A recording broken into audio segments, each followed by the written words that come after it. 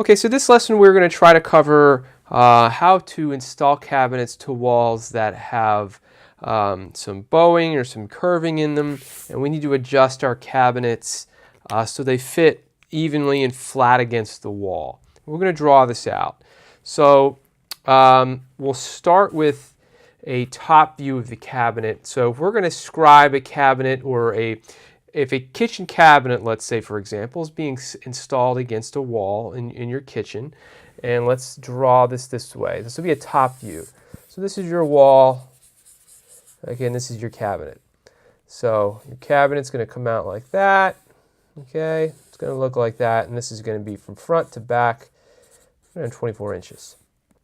So if you have some waves in this wall, we're going to need to adjust this on either side here of these cabinets.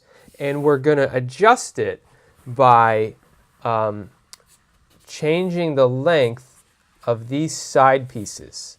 All right. So if I were to zoom in to this section of the cabinet here and the back part, and we covered this earlier in a previous lesson, but let's pretend this is your sideboard, okay, and this kind of goes to the front, and the front's out here someplace. And this is your back, because again, this is your sideboards. And then you have your backboard in here someplace like this. And this is either going to be a combination of a 1/4-inch piece of plywood and then a backer board, or maybe your whole back is 3/4 of an inch thick. So what we can do is we can adjust this depth here, this gap between the back of our backer board and the back of the side piece. And what that'll, there's sort of a built-in scribe depth already there. In the cabinets I built, I think I set this to this gap here, and it's this measurement in here, right here, to about 1/4 inch. But if your wall is severely wavy and it kind of looks like that, so you're going to put your cabinet here and it's short here, but hits here. How do you accommodate for that? Well, what we could do is we could make this side longer, this side shorter, however we need to do it. Ultimately, we need to be 24 inches from front to the wall. So if this cabinet, if this is, let's say this line represents your wall of cabinets, we need to be 24 inches from the wall out. And if we take too much out, and this cabinet now is 23 or 22 inches in, it's really not gonna work well, because then we have issues with our countertop and mating it to other cabinets.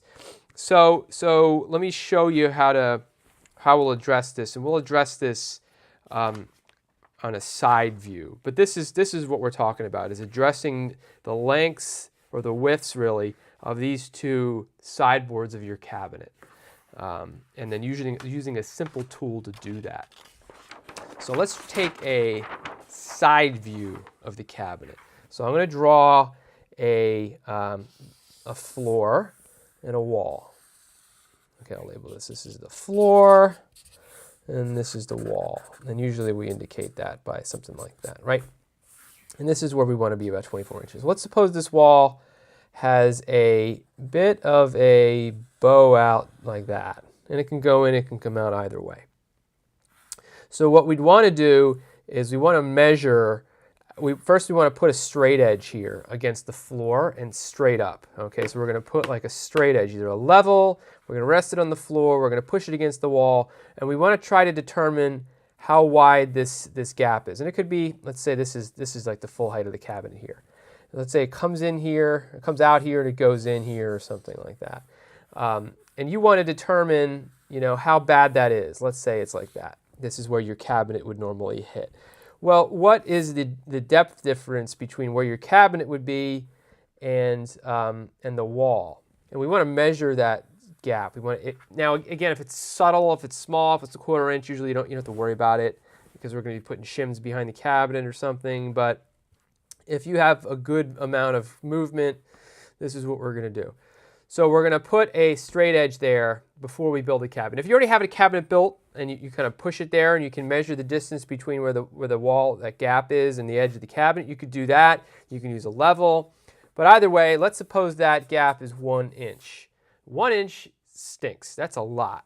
Okay, how do we make that up? Well, what we do is let's suppose this mark here is 24 inches. We need to make up an inch. So what we can do is we can make our sideboards an inch long, an inch more. It's an inch wider. All right. So from front to back, let's say this is your cabinet, and this is your face frame here.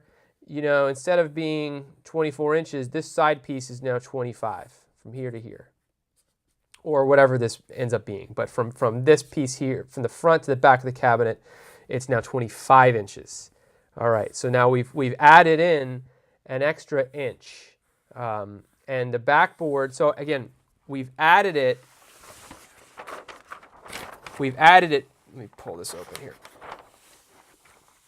Wow, these stick together. We've added it after the backboard. So we've added it out here. We haven't moved the backboard. So this is no longer a 1/4 inch. Now this gap between the back and the end of the cabinet is a full inch. Okay, so that's critical. Yeah, we understand that. So now what I can do is, if I know this is an inch, what I can do is I can take a grade school compass. Okay, you know the compass, those tools you use to draw a circle. They're one of those things, you know.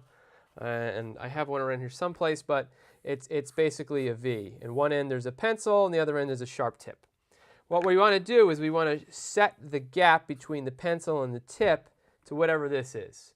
Okay, 1 1/4 inch, whatever this measurement at the worst point happens to be, we want to set the gap between here. And then all we're going to do is we're going to take our sharp tip, put it against the wall, and then we're going to take our pencil and run that compass along the wall and have the pencil mark out on the back side of this cabinet. Let's say this is your last inch that we designed to cut off. So it's going to trace out the shape of the wall along the back of that cabinet, and it's only going to work. Now again, we put an extra inch and we set this to an inch. So everything that this marks with the pencil, everything on that side of the pencil, then we can cut off with a handheld jigsaw, and we can trace the wall out. And then you'll be able to move the cabinet right to the wall, and it'll hit at 24 inches from front to back, because again, we built in the extra length along the back to match whatever the gap is, and then we just use the compass to figure out the curvature of the wall, however that looks like. So that's how you would do the back. You would need to do this in two locations. So you would need to do it on one side, and this thing's gonna give me crap. You need to do it on one side and then the other. Again, in case your wall has movement horizontally like that, and then vertically the other way. So that's how you accomplish that, is with a compass and by building in extra slack. Now that's how you do it front to back. What if you're putting this against a wall and the side isn't right? Well, in that case, and I'm pretty much, I got one more piece of paper. And I had to do this in my office, and I have a blog post on that, but this is your wall, and let's say, so this is your floor, and this is the wall, and it moves away. So this is normally like 90 degrees here, but the wall, I'm exaggerating, it kind of moves away at some angle that's not 90 degrees, so it's, kind of does one of those things. So, and then you have your cabinet here, right?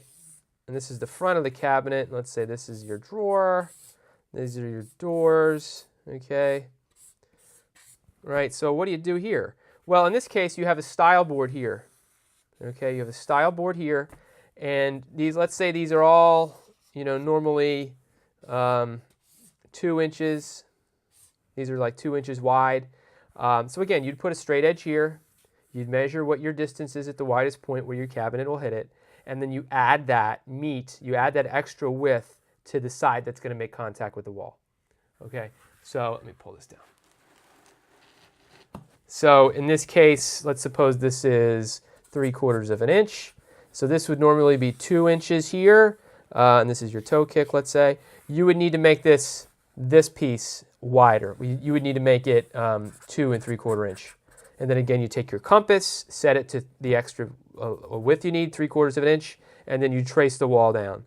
And it's going to cut it down to the point where it sits against the wall, and it's 2 inches where it needs to be. okay, and it'll be 2 3/4 like up here, it'll be 2 inches down here, but it's no thinner than, you couldn't take a 2-inch piece. If you did it on a 2-inch piece, you'd have a diagonal cut all the way into your doors. So you add it on, you push it over, and then you have a wide piece up top, but then it comes in and meets it. And it's never really going to be 3/4 of an inch. I mean, I would hope it wouldn't be 3/4 of an inch. You could do that. You could accomplish this by making your style again 2 3/4 of an inch, or you can just add on. You could screw in or glue on and clamp on an extension piece and add an extra 3/4 inch of an inch here. You could always do more. So if this is 3/4 of an inch, you can add on an inch and then just set the gap to the inch. Set your compass to 1 inch if you wanted to. But whatever your gap is, whatever you're adding on, set your compass to essentially. And then you can basically trace the wall out. And I did that in a blog post. I can show you what a picture of that looks like. But you run into this stuff all the time. So you need to accommodate for it. But most of the time when you're installing kitchen cabinets and if the wall's fairly straight, you can get away with just using some shims and some precise locations to make sure the cabinet sits level on the floor and it's 24 inches front to back and it's sitting against the wall right, and you can add fasteners to secure it. So that is sort of the little bonus lesson on making sure cabinets fit against the walls, add extra length, try to get an idea of how bad it's in or out.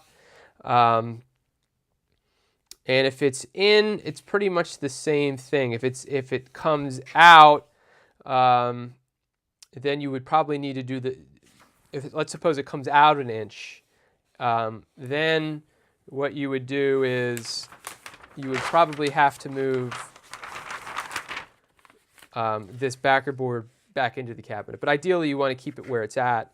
But if you have to take off more the other way, and you have to instead of making these, I'd say, so these are 1 inch longer, if they have to be 1 inch shorter, then you'll need to move this in. You may need a shorter drawer, but most of the time you're able to get away with it doing it that way. So the other thing you can do is just sort of, if you end up with a gap here that's not significant, it's not worth scribing, you can just add a little piece of trim here where the cabinet meets the wall to match this, whatever finished piece this looks like.